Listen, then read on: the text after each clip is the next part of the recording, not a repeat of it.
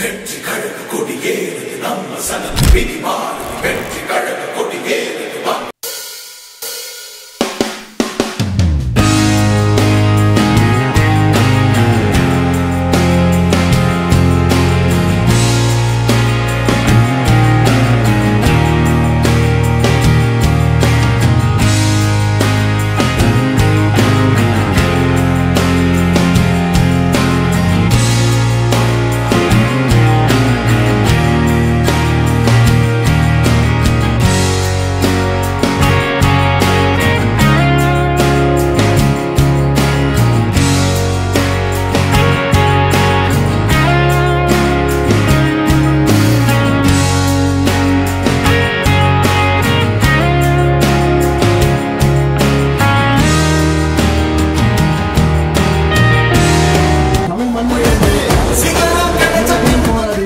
திரு உன்னிகிருஷ்ணன் அவர்களை பேச வருமாறு அழைக்கின்றோம்.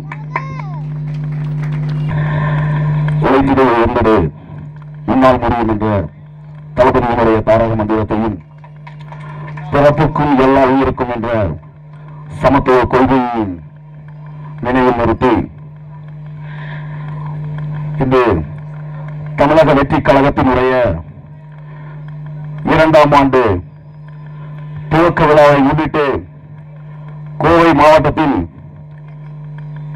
அனைத்து பகுதிகளிலும் மக்களுக்கு நலத்திட்ட உதவிகள் மற்றும் பல்வேறு நிகழ்ச்சிகள் நடைபெற்றுக் கொண்டிருக்கிறது. அந்த வகையில் இந்த பகுதியிலே இங்கே பல நலத்திட்ட உதவிகளை வழங்கும் விழாவானது சிறப்பாக ஏற்பாடு செய்யப்பட்டுள்ளது.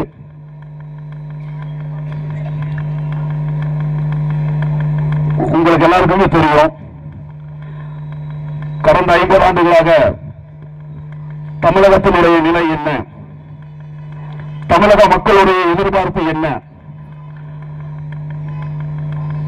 மூன்றாவது யாராவது ஒருத்தர் வரமாட்டாங்களா, தமிழகத்தை காப்பாற்ற மாட்டாங்களா என்ற தமிழக மக்களுடைய அந்த ஏக்கத்தை தணிக்கும் வகையிலே இப்போது தமிழக வெற்றி கழகம் என்ற ஒரு கட்சியை தொடங்கி தளபதியார் அவர்கள் தமிழக மக்களுக்கு ஒரு புத்துணர்வு தருவதற்காக இங்கே வந்திருக்கிறார். இங்கே நலத்திட்ட உதவிகள் உங்களுக்காக வைக்கப்பட்டிருக்கிறது. உண்மையாக சொல்லுகிறோம், இதில் ₹1 கூட மாநில தலைமையிலிருந்து மாவட்ட தலைமையிலிருந்து அவர்களுக்கு கொடுத்தது கிடையாது. அவர்களுடைய சொந்த உழைப்பு, அவர்கள் சம்பாதிக்கிற வாரம் முழுவதும் சம்பாதிக்கின்ற ஒரு நாள் பணத்தை மக்களுக்காக தமிழக வெற்றி கழகத்தின் சார்பாக உங்களுக்காக செலவழிக்கின்றார்கள். சற்று சிந்தித்து பாருங்கள்.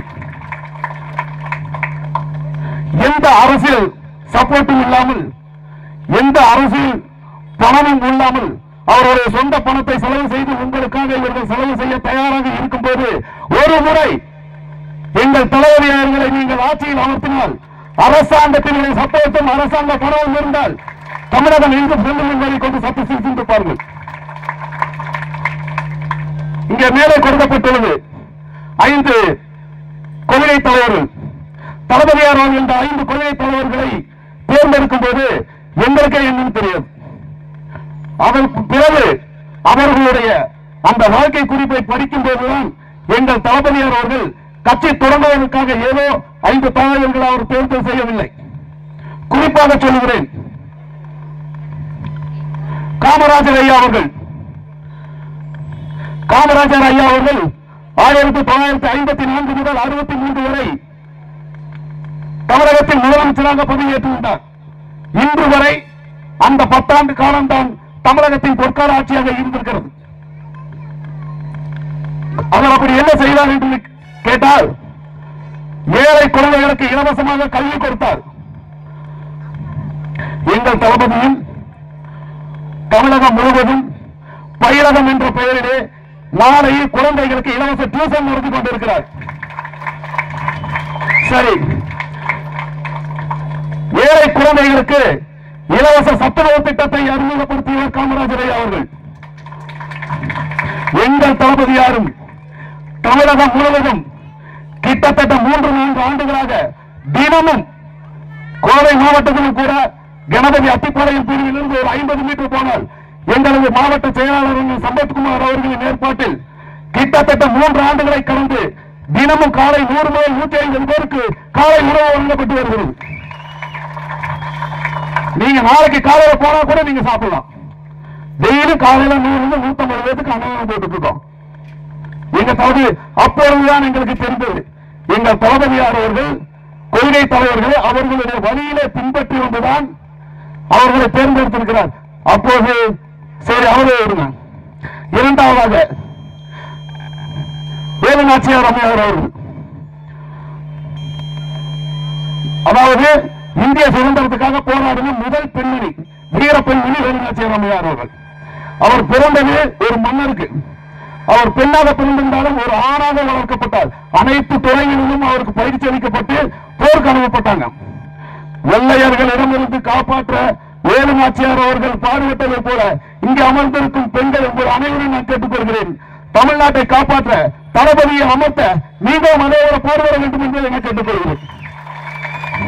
செய்யலாமா? நிச்சயமா செய்யலாமா? ஓகே. எனவே தயவு செய்து வருகின்ற 2026 எல்லாரும் மனசுல வச்சுக்கோங்க. தளபதியை கொண்டு வாங்க. உங்களுக்கு ஒரு நல்ல ஒரு விடுவு காலம் முடியும் என்பதை சொல்லி வாழ்க தளபதி வளர்க வெற்றி காலம் என்று சொல்லி வாழ்த்துக்கு நன்றி இருக்கிறோம். சம்பத்தன் அவர்களை பேசுமாறு அன்புடன் கேட்டுக்கொள்கிறோம். தமிழும் தளபதியும் எங்கள் அடையாளம். தமிழக வெற்றி கழகத்தின் 2ஆம் ஆண்டு துவக்க விழா என்று தமிழக மக்களுக்காகவும் தமிழகத்தின் உரிமையை மீட்டெடுப்பதற்காகவும் தளபதி அவர்களால் சென்ற ஆண்டு இதே நாளில் அறிமுகம் செய்யப்பட்டது தமிழக வெற்றி கழகம். அந்த நாளிலே எல்லாரும் சொன்னாங்க, என்னடா அது, சரி இவர் ஒரு கட்சி ஆரம்பிச்சிட்டாரா, சரி ஓகே, எத்தனையோ பேர் வந்துட்டாங்க போயிட்டாங்க, இவரால் ஒண்ணு வருவாருன்னு சொல்லிட்டு இருந்தாங்க. தளபதி அதுக்கெல்லாம் பதிலே சொல்லல.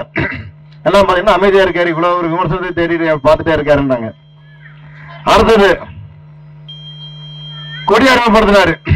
சாதாரண கொடி அல்ல, சிகப்பு மஞ்சள் நிறத்திலே 28 நட்சத்திரங்கள் படைசூழ போர் யானைகளின் துணையுடன் வெற்றி மலர் வெற்றி வாகையை மத்தியில வைத்து ஒரு அருமையான கொடியை தளபதி அவர்கள் அருமை செய்தார். அப்போது சொன்னார், என்ன அவர் வராரு, பார்ட் டைம்ல வந்தாரு, அன்னைக்கு வந்து அறிமுகப்படுத்தினார் கட்சி பேரை, இன்னைக்கு ஒரு கொடியை அறிமுகப்படுத்திட்டாரு, ஓகே சரி ஒரு பார்ட் டைம் அரசு தான் பண்ணுவாருன்னாங்க. அப்ப தளபதி அதுக்கப்புறம் சொன்னாரு, அக்டோபர் 27 எங்களுடைய முதல் மாநாடு தமிழகத்தின் வெற்றி கொள்கை திருவிழா என்ற பெயரிலே தளபதி 28 அக்டோபர் 27 அன்று ஒரு தேதியை நிர்ணயித்து செய்தார். அப்போ சொன்னாங்க என்ன பேச போறாரு, சரி எல்லாரும் மாதிரி ஒரு சம்பிரதாயத்துக்கு ஒரு மாநாடு போட்டாங்கன்னு நினைச்சாங்க. ஆனா அந்த மாநாடு முடிஞ்சதுக்கு அப்புறம் பேசினவங்க என்ன நினைக்கிறாங்க, ஐயோ நாளைக்கு என்ன பேச போறாரோ தெரியலையே, நம்மளை பத்தி ஏதாவது நமக்கு ஆப் வைக்கிறதுக்காக வந்துட போக இருக்கு. அதுக்கு பிறகு தளபதி பிடிக்கக்கூடிய ஒவ்வொரு மேடையிலுமே சரி, ஒவ்வொரு தளபதிய வார்த்தைகள் ஒவ்வொன்றும் வரும்போதும் சரி, தமிழகத்திலே இதுவரைக்கும் எந்த ஒரு கட்சியும் செய்யாத ஒரு ஆண்டிலே தமிழகம் மட்டுமல்ல இந்திய ஊடகங்கள் அனைத்துமே தளபதி பக்கம் திரும்ப பார்க்கும் அளவுக்கு ஒரு மிகப்பெரிய ஒரு சக்தியை தளபதி உருவாக்கி கொண்டிருக்கிறார். தமிழகம் மட்டும் இல்லைங்க, இன்னைக்கு இந்தியாவோட மொத்த மீடியாவுமே இன்னைக்கு தளபதியை தான் என்ன பேசுறான்னு பார்த்துட்டு இருக்காங்க.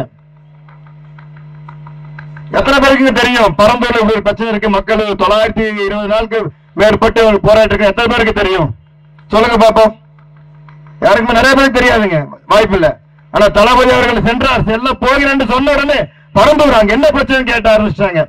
இன்னைக்கு பரந்தூர் தமிழகம் மட்டுமல்ல அந்த பகுதியில மட்டும் தெரியும், அந்த பகுதியில மட்டும் தெரிஞ்சு கொண்டிருந்த ஒரு விஷயத்தை வந்து இன்னைக்கு இந்தியா முழுவதும் பரந்தூர் என்ன நடக்க போகிறது, அங்கு விமான நிலையம் வந்து விடுமா, மக்கள் வாழ்வாதாரம் பாதிக்கப்பட்டு விடுமா, நீர்நிலைகள் பாதிக்கப்பட்டு விடுமா என்ற ஒரு கேள்வி அனைத்து தமிழக மக்கள் ஒவ்வொரு மனதிலும் பதிய வச்சு விட்டார் தளபதி அவர்கள். இன்னைக்கு நீர்நிலைகள் பாதிக்கப்பட்டால் எவ்வளவு துன்பங்கள் சென்னை வாசியில் பாதிக்கப்பட்டது எல்லாருக்குமே தெரியும். மீண்டும் மீண்டும் அதே நிலை திரும்பக்கூடாது என்பதற்காக தளபதி அவர்கள் மிக முக்கிய முடிவை எடுத்து பரந்தூர் மக்களுக்காக நேரடியாக சந்திக்க சந்தித்து அவர்களுக்கு ஆதரவையும் அவர்களுக்கு உறுதுணையாக இருப்பேன் என்ற நம்பிக்கையும் அளித்துவிட்டு வந்திருக்கிறார். அதே போலத்தான் வேங்கை வயல் எத்தனை பேருக்கு தெரியும் தெரியாது. வேங்கை வயல் என்ன பிரச்சனை நடக்கும் யாருக்குமே எத்தனை பேருக்கு தெரியும் தெரியாது. தலைவர் அறிவித்தார் அடுத்ததாக வேங்கை வயல் அப்படின்னு. ரொம்ப நாளாவே அதுக்குள்ள என்ன தீர்வு, இது யார் குற்றவாளி என்று எந்த அரசுமே அதற்குண்டான எந்த ஒரு நடவடிக்கையும் எடுக்காம அது அப்படியே கிடப்பில போட்டிருந்தாங்க. வேங்கை வயல் செல்ல போகிறேன் என்று தளபதி அறிவித்த உடனே அங்கே குற்றவாளிகள் கைது செய்யப்பட்டார்கள். அங்கு நீதி நிறைவேற்றி விட்டோம் என்று அரசு தரப்பிலிருந்து ஒரு செய்தி வருகின்றது. ஒரு நாள் 2 நாள் இல்லைங்க, வருஷக்கணக்காக கிடப்பு போட்டப்பட்ட நிகழ்ச்சிங்க. அது போட்ட ஒரு மிகப்பெரிய ஒரு குற்ற சம்பவம் அங்க நடந்தது. அதை யாருமே இது வரைக்கும் எடுக்கல. தளபதி செல்ல போகிறேன் என்ற அறிவிப்பு கொடுத்த உடனே அங்களுக்கு ஒரு நீதி வந்து விட்டது. நீங்க இப்பதான் புரிஞ்சுக்கொண்டீங்க. ஒரு நாள் ஒரு பொழுது தளபதி அவர்கள் மைக்கை பிடிச்சு பேசினவனே இவ்வளவு விஷயம் நடக்கும் பொழுது தளபதி அவர்களை நீங்க வாய்ப்பு கொடுத்து தளபதி 2020 அரியணை அமர்ந்து விட்டா என்ன நடக்கும் நினைச்சு பாத்துக்கீங்க. நிச்சயமா நம்மளாம் போராட்ட காலத்துக்கு மக்கள் வர வேண்டியதில்லை. உங்களுக்காக இன்னைக்கு தளபதியை சொல்லியிருக்காரு, எல்லாம் உடனே சொல்லுவார். எங்க ஒரு நிகழ்ச்சி எந்த இடத்துல மக்களுக்கு ஒரு அநீதி நடந்தாலும் அங்கு நடக்கின்ற போராட்ட களத்திலே முதல் களத்தில் நிற்பது எங்க தமிழக வெற்றி கழகம் தம்பி தான் தலைமை சொல்லியிருக்காரு. அது எந்த இடத்துலயும் நாங்க விட்டு கொடுத்துட மாட்டோம். உங்களுக்கு ஒரு பிரச்சனை முதல் நிக்க நாங்க தான் இருப்போம். உங்களுக்கு நல்ல செய்யறது நாங்க தான் இருப்போம். எல்லாரும் உறுதுணையாக இருப்போம். உங்கள் அண்ணனாக, உங்க தம்பியாக, உங்கள் தோழனாக, உங்களை உற்ற உறவினராக இருப்போம் என்று சொல்லிக்கொள்கிறோம். இந்த ஒரு மாபெரும் நிகழ்ச்சியை உங்களுக்காக இங்கே ஏற்பாடு செய்திருக்கூடிய நண்பர் கணுவாய் பகுதியைச் சேர்ந்த நண்பர்கள் திரு ரஞ்சித் அவர்களுக்கும் திரு சரண் அவர்களுக்கும், பன்னிமடை பகுதியைச் சேர்ந்த நண்பர் திரு பிரதீப் அவர்களுக்கும், சக்திவன் அவர்களுக்கும், கார்த்திக் பிரபு அவர்களுக்கும், ரகுபால் அவர்களுக்கும், சின்னத்தராகம் பகுதியைச் சேர்ந்த ரஞ்சித்குமார் அவர்களுக்கும், ரஞ்சித் அவர்களுக்கும், மனோகரன் அவர்களுக்கும், நஞ்சுடாபுரத்தை சேர்ந்த நண்பர் திரு தினேஷ் அவர்களுக்கும், விஷ்ணு அவர்களுக்கும், அபிலேஷ் அவர்களுக்கும், சோமயாம்பாளையம் பகுதியைச் சேர்ந்த நண்பர் விக்னேஷ் அவர்களுக்கும், பரத் அவர்களுக்கும், ஹரி அவர்களுக்கும் மற்றும் இவர்களுக்கெல்லாம் உறுதுணையாக இருந்து இவர்கள் ஆலோசனை வழங்கி இந்த நிகழ்ச்சியை ஒருங்கிணைத்து செய்து கொண்டிருக்கும் நண்பர்கள் திரு அஸ்ரப் அவர்களுக்கும், பாபா அவர்களுக்கும் மற்றும் இந்த நிகழ்ச்சியில என்னுடன் கலந்து கொள்ள இங்கே வருகை புரிந்திருக்கும் கோவை மாநகர் மாவட்ட தலைமையைச் சேர்ந்த நண்பர்கள் அனைவர்களுக்குமே மற்றும் கோவை புறநகர் வடக்கு மாவட்டத்தை சேர்ந்த நண்பர் திரு அருமநம்பர் திரு ராஜ்குமார் அவர்களுக்கும் அவர்களை சேர்ந்த நிர்வாகி அனைவருக்குமே இந்த நேரத்திலே மற்றும் இந்த நிகழ்ச்சியை ஏற்பாடு செய்திருக்க இங்கே அனைத்து உதவிகளும் செய்த இந்த பகுதியைச் சேர்ந்த பொதுமக்கள் அவர்களுக்கும், பெரியவர்கள், தாய்மார்கள் அவர்களுக்கும் எங்களுக்கு அனுமதி அளித்து இங்கு பாதுகாப்பும் வழங்கிக் கொண்டிருக்கக்கூடிய காவல்துறையை சேர்ந்த அனைத்து அதிகாரி அவர்களுக்கும் இந்த நேரத்தில் தளபதி அவர் சார்பாகவும் மாநிலத்தில் பொதுச்செயலர் அண்ணன் புஷியானந்தன் அவர் சார்பாகவும் நான் சார்ந்திருக்கின்ற கோவை வடக்கு மாவட்டம், கோவை புறநகர் மாவட்டம், கோவை மாநகர் மாவட்டத்தின் அனைத்து சார்பாகவும் நன்றி கூறி விடைபெறுகின்றேன். நன்றி, வணக்கம்.